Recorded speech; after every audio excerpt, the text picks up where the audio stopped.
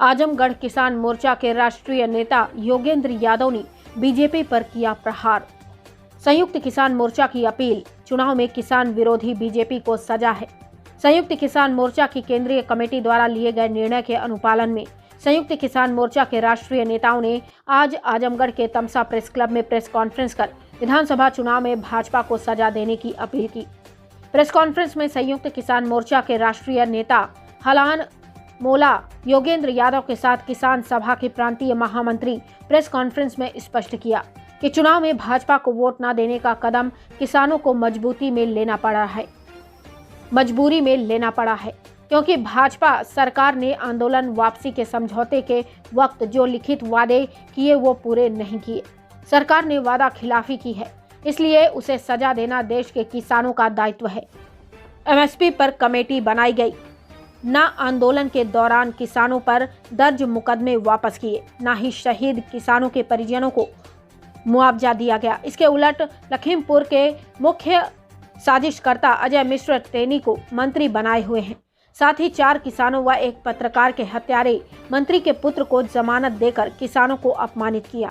योगेंद्र यादव ने कहा कि हम किसी भी दल के लिए वोट नहीं मांग रहे, बल्कि किसान आंदोलन से किए गए विश्वासघात के लिए चुनाव में भाजपा को सजा देने की अपील जनता से कर रहे हैं। उन्होंने कहा कि नौजवान रोजगार मांग रहा है, किसान अपने फसलों का दाम, महंगाई चरम पर है, गन्ने का भुगतान रुका पड़ा है। उत्तर प्रदेश की जनता अब इनके झामे में नहीं आने वाली, इसलिए इस सरकार को सबक सिखाना जरूरी है ताकि आने वाली सरकारें उससे सबक सीखें। किसान आंदोलन से संबंधित आवाज दो हम एक हैं और शुरू भयल किसान के लौडिया गाकर संदेश राहुल, सूरजपाल व अन्य साथियों ने प्रस्तुत किया। प्रेस कॉन्फ्रेंस के बाद किसान आंदोलन के नेताओं ने शहीद कुरसिंग उद्यान में स्वतंत्रता संग्राम सेनानियों के मारक पर माल्यार्पण किया। शहीद किसानों को श्रद्धांजलि दी गई।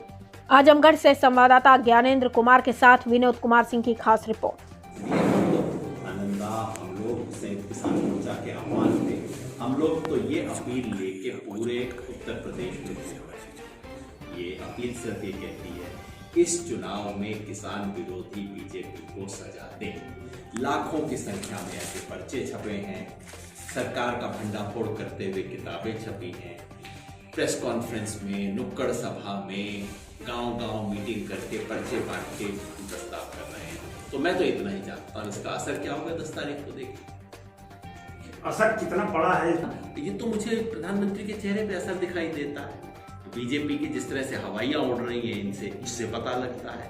और प्रधानमंत्री जब कहते हैं कि छुट्टा जानवर की समस्या पे हम एक नई योजना लेके आएंगे, कब आएंगे? 10 मार्च के बाद लेके आएंगे। अब आप सोचिए, मतलब कितना बौखलाए होंगे, कितना मानसिक संतुलन खराब होगा कि कहते हैं कि पहले 5 साल तो दीजिए हमें समस्या बनाने के लिए, और उसके बाद 5 साल समस्या के निदान के लिए। और निदान क्या है बताएंगे भी नहीं कि निदान क्या है ना।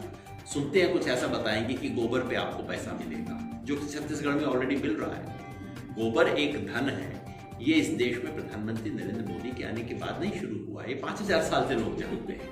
इसको आप एक योजना के रूप में चलाएंगे तो अब इस तरह की काठ की हांडी बार बार आग पर नहीं चढ़ती। और जितना इस बार ये अब हिंदू मुसलमान करने की कोशिश कर रहे हैं, हकीकत ये है कि इनकी हिंदू मुसलमान वाली फैक्ट्री जो है वो फैक्ट्री तबाह हो चुकी है। वो प्रयोग खुद मुजफ्फरनगर में खत्म हो चुका है, इसलिए उसको आगे बढ़ाने की कोशिश कामयाब नहीं होगी। चीज़ों में दिखता है लेकिन और शायद इसीलिए जो बड़े बड़े आंदोलन हुए हैं, आंदोलन जो है वो विपक्ष, संसदीय विपक्ष के बाहर जो लोग सड़क पे हैं उन्होंने किए। सीएए के विरुद्ध आंदोलन सड़क पे हुआ। मैं तो समझता हूँ इस देश का सच्चा विपक्ष कई बार मुझे लगता है संसद में नहीं है, वो तो सड़क के ऊपर है। लेकिन चुनाव का समय केवल पुराने सरकार और आज के विपक्ष का मूल्यांकन करने का नहीं है। मैं देख रहा हूँ मीडिया में नया फैशन चला है कि चुनाव के वक्त जो कुर्सी पे बैठा है उसका नहीं, इससे पहले जो कुर्सी पे बैठा था और जिसको उतार दिया गया था उसका मूल्यांकन किया जाता है। मैं कहता हूँ ये नया फैशन चला है। चुनाव का वक्त है जो प्रधानमंत्री जो बैकफुट पे जा रहे हैं, प्रधानमंत्री को छुट्टे जानवर की बात बोलनी पड़ रही है, प्रधानमंत्री जिस तरह से बौखला रहे हैं, वही दिखा रहा है कि कितना असर जा रहा है। क्योंकि इस ऐतिहासिक चुनाव जो किसान आंदोलन हुआ, उस किसान आंदोलन से इस देश में किसान की चेतना जागी है। उत्तर प्रदेश में विशेष रूप से, जहां पहले केवल पश्चिम उत्तर प्रदेश में ही कुछ हुआ करता था, वहां ये सहजानंद सरस्वती की भी भूमि है, तो वहां पे भी एक चेतना जाग रही है। और कम से कम वो हम जहां जहां उत्तर प्रदेश घूम रहे हैं वो आ रही है, चाहे वो छुट्टा जानवर की समस्या के बहाने हो, चाहे वो गन्ना के बकाया भुगतान के सवाल के बहाने हो, चाहे वो कर्ज माफी के सवाल पे हो, चाहे वो फसलों के दाम के सवाल पे हो। लेकिन अब किसान हिसाब मांग रहा है, और जब किसान हिसाब मांग रहा है तो ये हिसाब की बात करना शुरू कर रहा है। लेकिन भारतीय जनता पार्टी सरकार ने इसकी घोषणा 2018 में की थी, और इसकी हर नई किस्त की इस तरह से घोषणा की जाती है मानो कोई नई भीख किसानों को दी जा रही है। मैं तो कहता था कि भाई आपको ऐसा करना चाहिए, हर महीने की 1 तारीख को आपको एक घोषणा भी करनी चाहिए, इस महीने हम सरकारी कर्मचारियों को तनख्वाह देने वाले हैं। बार बार वो किया जा रहा है।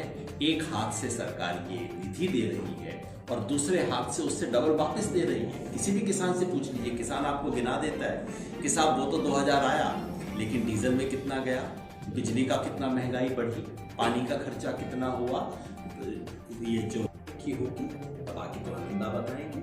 मेरी अपील केवल एक ही है कि इस चुनाव में, चुनाव एक मौका है, 4.25 साल तक किसान को लानतें मिलती हैं, जूते मिलते हैं, उपेक्षा मिलती है।